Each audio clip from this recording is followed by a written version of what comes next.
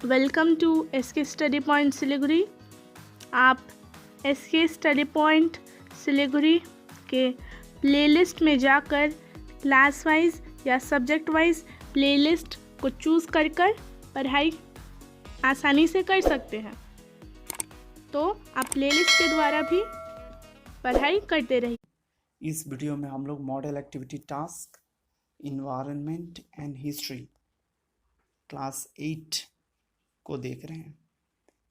New model activity task history को class 8 का देख रहे हैं और हम लोग चर्चा करने जा रहे हैं क्लास 8 का मॉडल एक्टिविटी टास्क को। देखिए, जून महीने में क्वेश्चन पब्लिश हो गया था बांग्ला शिक्षा वेबसाइट पे, और उसके बाद में जुलाई महीने के मिड डे मील के समय में क्वेश्चन पेपर डिस्ट्रीब्यूट किया जाने वाला है। तो चलिए ट्रांसलेटेड वर्जन का हिंदी का क्वेश्चन पेपर को देखते हैं और इसका सॉल्यूशन को हम लोग तैयार करते हैं। अगर आपको कोई कन्फ्यूजन हो तो इसके स्टडी पॉइंट सिलीगुड़ी के कमेंट सेक्शन में जाकर कमेंट ज़रूर कीजिएगा और अपना मत व्यक्त जरूर कीजिएगा। अगर अभी तक आप इसके स्टडी पॉइंट सिलीगुड़ी को सब्सक्राइब भी नहीं किए हैं तो सब्सक्राइब तुरंत कर लीजिए। लाइक और शेयर करना बिल्कुल नहीं भूलिएगा। अपने दोस्तों से शेयर जरूर कीजिएगा ताकि उन्हें भी इसके स्टडी पॉइंट सिलीगुड़ी के बारे में पता चले। तो चलिए बिन समय गंवाए शुरू करते हैं history class 8 model activity task 2021 को। सबसे पहला क्वेश्चन है, सही विकल्प से रिक्त स्थानों की पूर्ति कीजिए।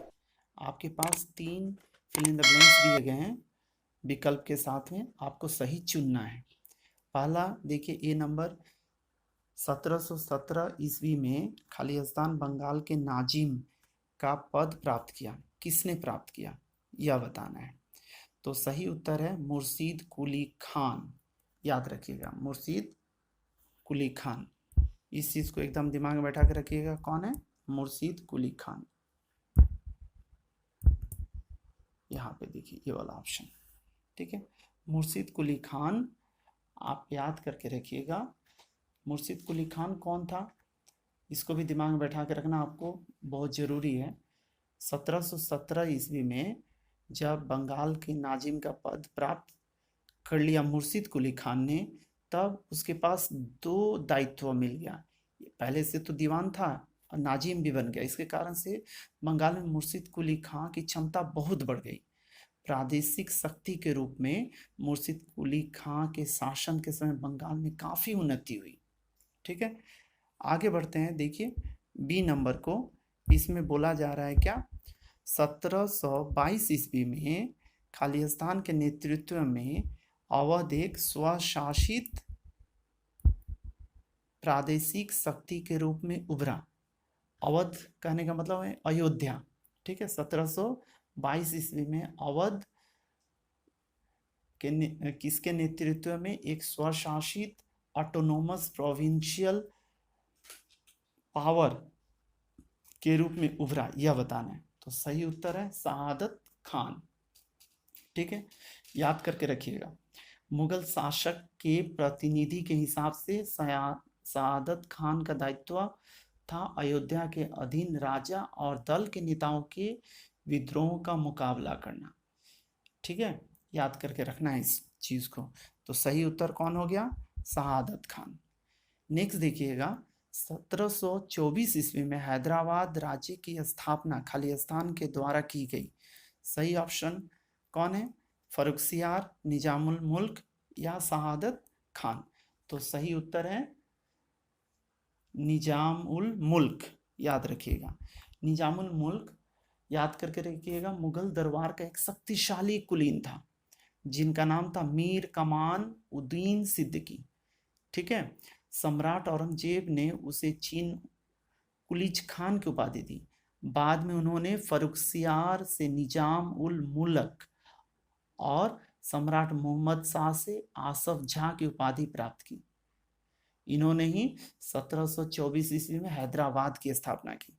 तो देखिए, निजाम उल मुल्क या मुल्क जो है वह वास्तव में मीर कमान उद्दीन सिद्दीकी है।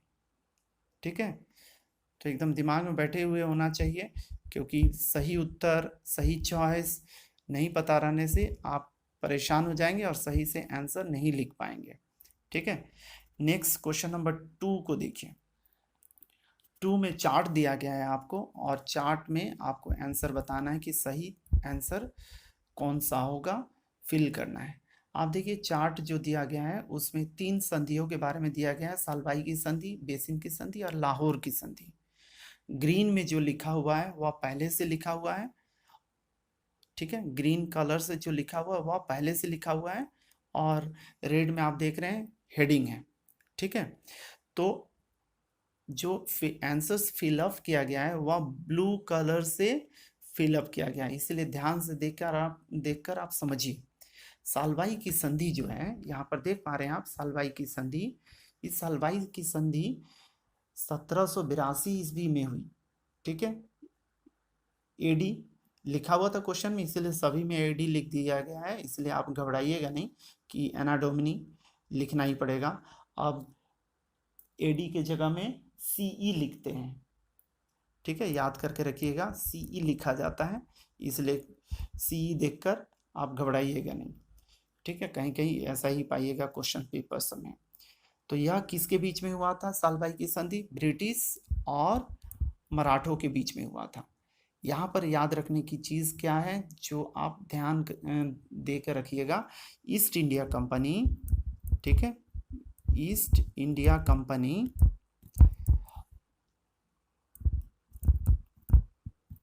और मराठा नेता नाना फडणवीस, याद रखिएगा नाना फडणवीस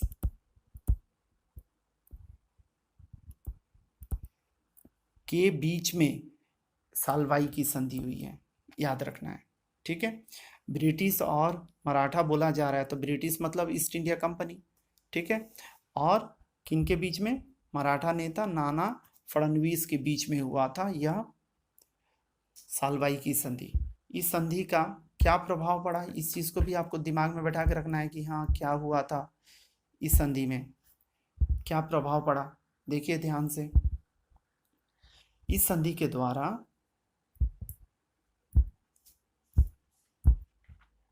सालबाई की संधि के फलस्वरूप क्या हुआ, ब्रिटिश 20 वर्षों तक, देखिए 20 वर्षों तक अंग्रेज और मराठों के बीच में संघर्ष रुक गया, नहीं हुआ। ठीक है, सालबाई की संधि के फलस्वरूप 20 वर्षों तक अंग्रेजों और मराठों के में कोई संघर्ष नहीं हुआ, निश्चिंत रूप से शांति से शासन दोनों करने लगे। प्रत्यक्ष रूप से सालबाई की संधि अंग्रेजों को कोई विशेष लाभ नहीं हुआ, इससे सालबाई की संधि से अंग्रेजों को कोई विशेष लाभ नहीं हुआ, वरन इस युद्ध में कंपनी की आर्थिक क्षति भी हुई थी।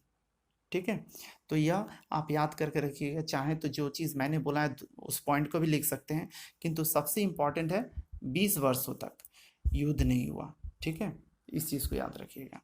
नेक्स्ट पॉइंट देखिए, बेसिन की संधि। बेसिन की संधि कब हुई?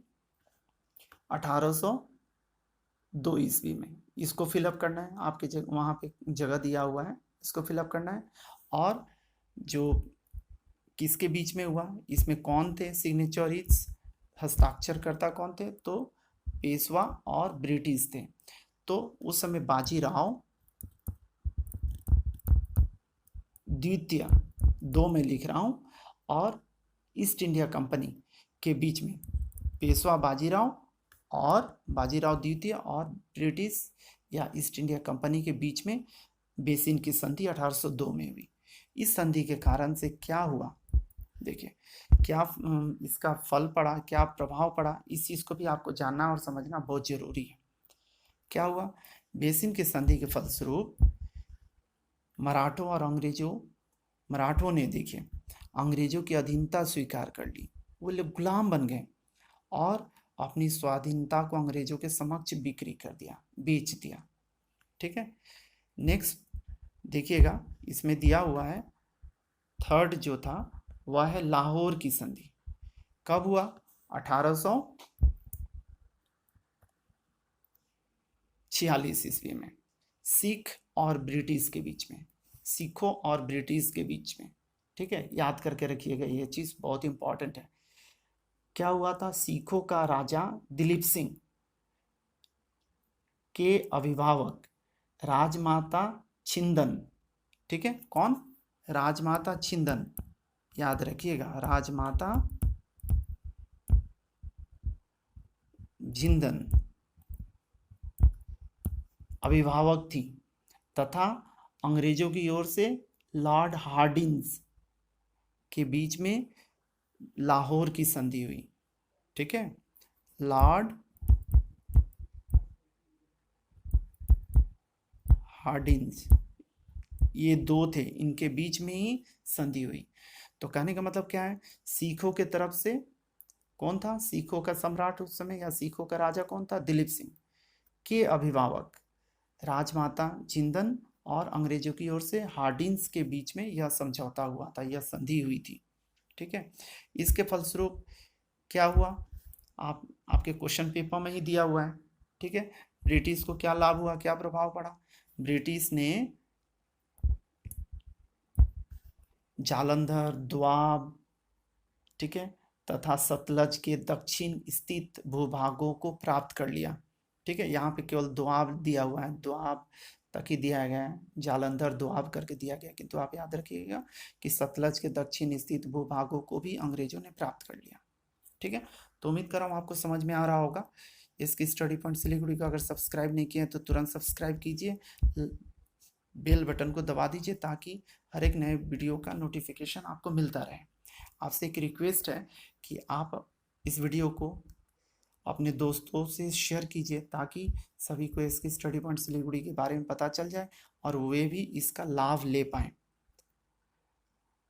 आप इसकी स्टडी पॉइंट सिलीगुड़ी को जब भी देखें, स्टडी करें, तो 7, 8, 9, 10 चारों क्लास के वीडियोस इस यूट्यूब चैनल पर उपलब्ध हैं।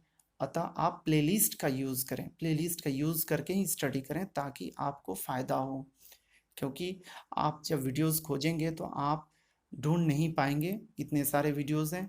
तो आप प्लेलिस्ट का अगर यूज़ करते हैं तो क्लास 7 या 8 या 9 या 10 जिस भी क्लास में आप हैं, प्लेलिस्ट का यूज़ कीजिए, टॉपिक चूज़ कीजिए और पढ़िए। नेक्स्ट क्वेश्चन को देखते हैं, 3 का ए नंबर को। सिविल सेवा की शुरुआत किसने की थी? ठीक है, तो सिविल सेवा की शुरुआत लॉर्ड कॉर्नवालिस ने की थी। क्यों की थी? देखिए, सिविल सेवा सर्विस को क्या बोला जाता है? असामरिक प्रशासन व्यवस्था। इसकी शुरुआत करने के निम्नलिखित कारण थे। पॉइंट वाइज मैंने बना दिया है ताकि आपको सुविधा हो।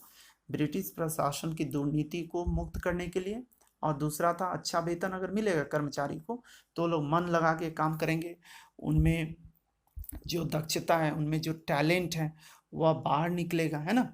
तो अच्छा वेतन करने मिलने पर कंपनी के कर्मचारी मन लगाकर दक्षता से काम करें, इसके लिए इन्होंने सिविल सेवा की शुरुआत की। इतना ही नहीं, अगर ये चीज़ किया जाए तो क्या होगा? सिविल सेवा, तो उस समय क्या होगा? अधिकारियों के संपर्क में वो लोग नहीं आएंगे, उन लोगों से उपहार नहीं लेंगे, या फिर और अधिक इनकम प्राप्त करने के लिए व्यवसाय करना शुरू नहीं करें। इन सब को ध्यान में रखकर सिविल सेवा की शुरुआत लॉर्ड कॉर्नवालिस ने की थी।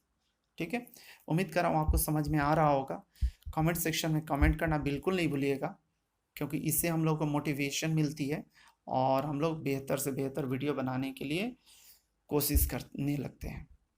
देखिए, नेक्स्ट क्वेश्चन है, बंगाल में शिक्षा के प्रसार में बैप्टिस्ट मिशन की भूमिका लिखो।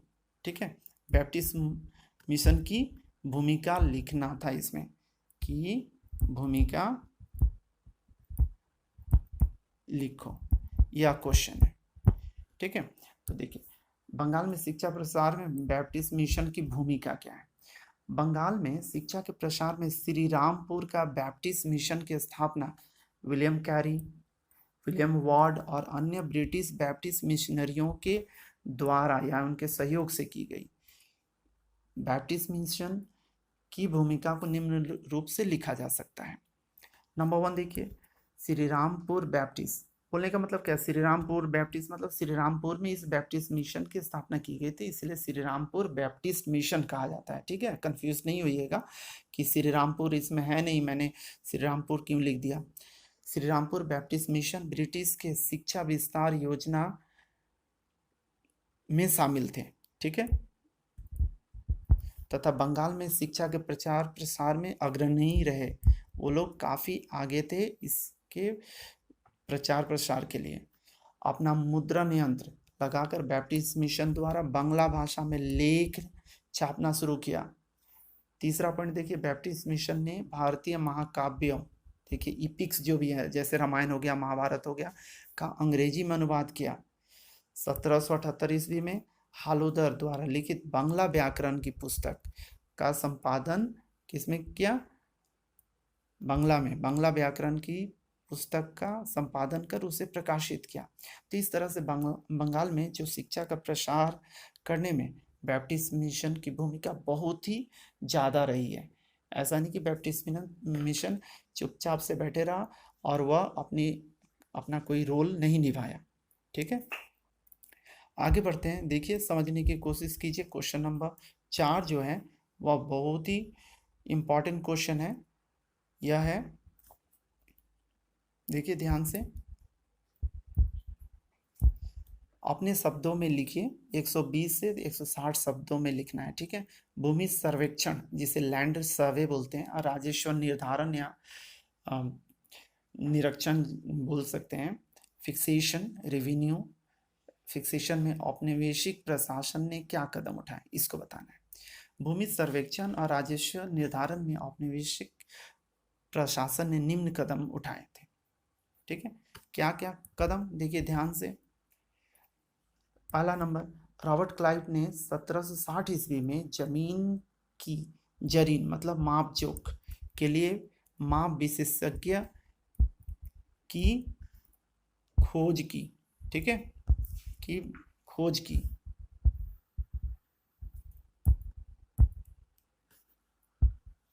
और फ्लैकलैंड की पहल से 24 परगना में जमीन माप का काम शुरू किया।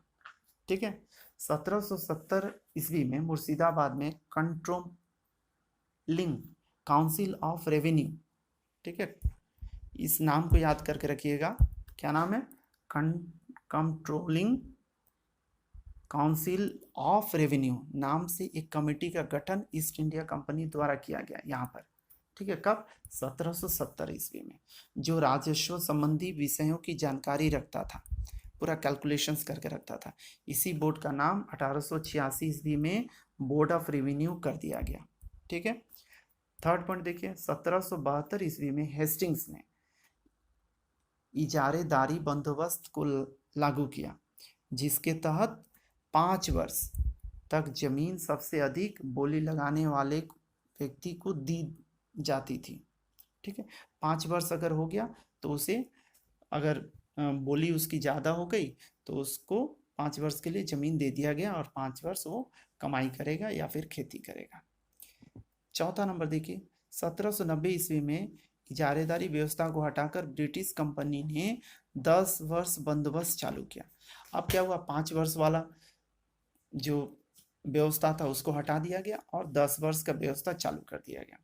उसके बाद में 5वां पॉइंट देखिए, गवर्नर जनरल लॉर्ड कॉर्नवालिस के समय इन व्यवस्थाओं को हटा दिया गया।